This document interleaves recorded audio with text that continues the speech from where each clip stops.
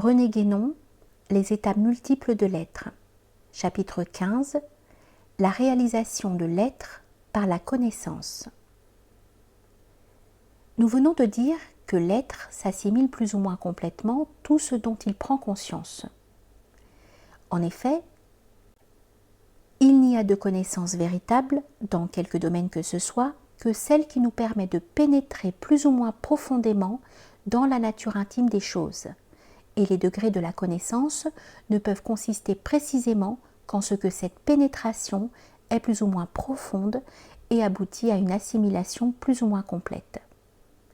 En d'autres termes, il n'y a de connaissance véritable qu'autant qu'elle implique une identification du sujet avec l'objet, ou si l'on préfère considérer le rapport en sens inverse, une assimilation de l'objet par le sujet.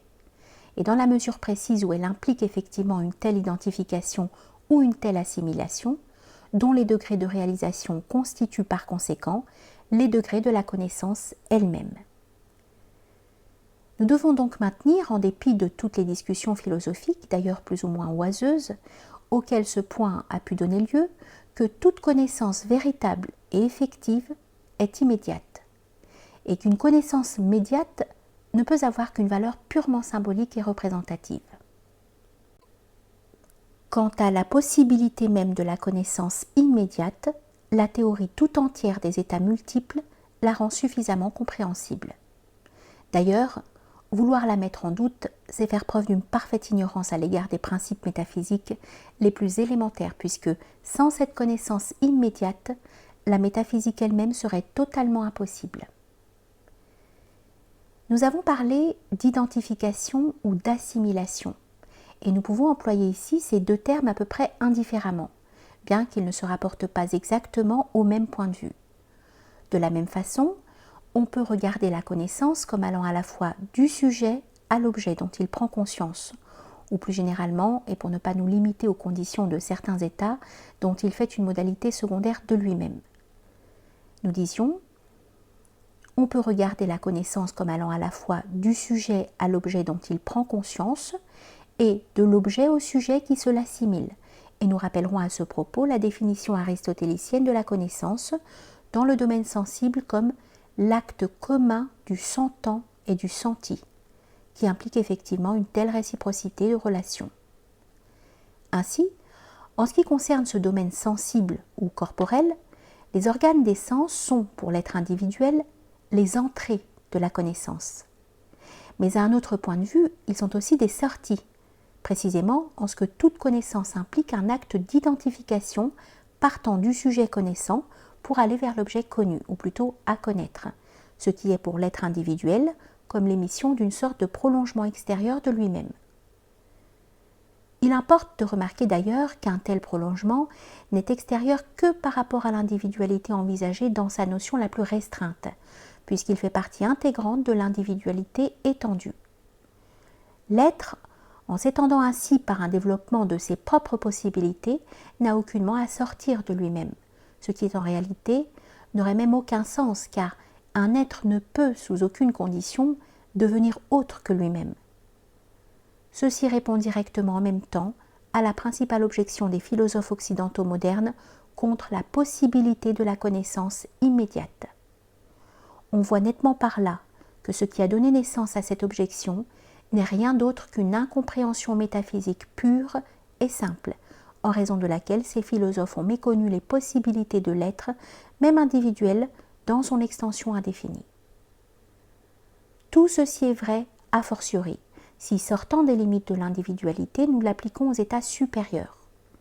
La connaissance véritable de ces états implique leur possession effective, et inversement, c'est par cette connaissance même que l'être en prend possession, car ces deux actes sont inséparables l'un de l'autre, et nous pourrions même dire qu'au fond, ils ne sont qu'un. Naturellement, ceci ne doit s'entendre que de la connaissance immédiate, qui, lorsqu'elle s'étend à la totalité des états, comporte en elle-même leur réalisation et qui est par suite le seul moyen d'obtenir la délivrance complète et finale. Quant à la connaissance qui est restée purement théorique, il est évident qu'elle ne saurait nullement équivaloir à une telle réalisation, et n'étant pas une saisie immédiate de son objet, elle ne peut avoir, comme nous l'avons déjà dit, qu'une valeur toute symbolique.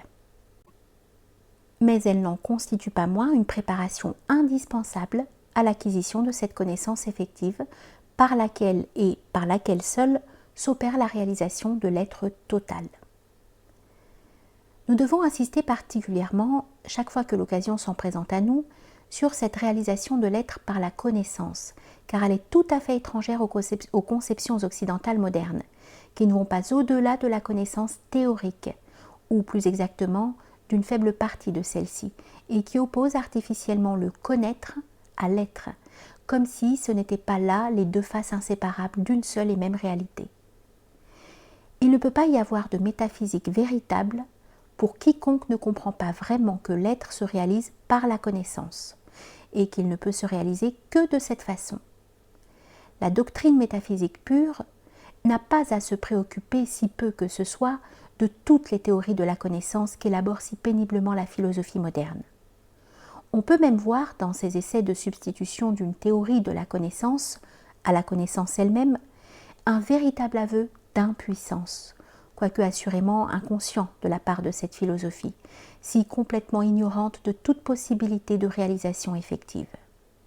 En outre, la connaissance vraie, étant immédiate comme nous l'avons dit, peut être plus ou moins complète, plus ou moins profonde, plus ou moins adéquate, mais ne peut pas être essentiellement relative, comme le voudrait cette même philosophie, ou du moins, elle ne l'est qu'autant que ces objets sont eux-mêmes relatifs. En d'autres termes, la connaissance relative, métaphysiquement parlant, n'est pas autre chose que la connaissance du relatif ou du contingent, c'est-à-dire celle qui s'applique au manifesté. Mais la valeur de cette connaissance à l'intérieur de son domaine propre est aussi grande que le permet la nature de ce domaine, et ce n'est pas ainsi que l'entendent ceux qui parlent de relativité de la connaissance.